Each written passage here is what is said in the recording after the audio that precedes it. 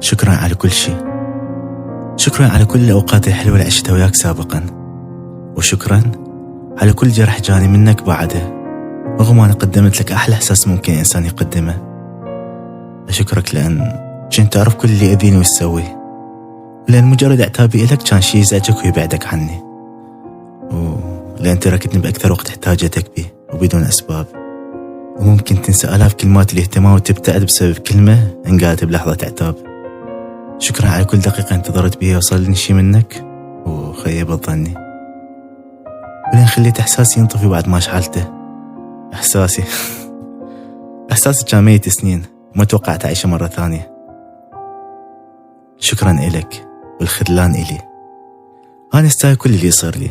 آسف يا نفسي، لأن ضحيت بكل شيء وبسعادتي وبمشاعري وناسي وكل الدنيا. الناس أول شيء يسووه يضحون بيه، واستخسروا يشوفوني مرتاح بيوم بدون ما يأذوني. أشكر روحي لأن قدمت لك حب من الخيال وما ينوصف، ولا توقعت أعيش بيوم وجازيتني بجرح بنفس المقدار. شكرا لأن خذلتني.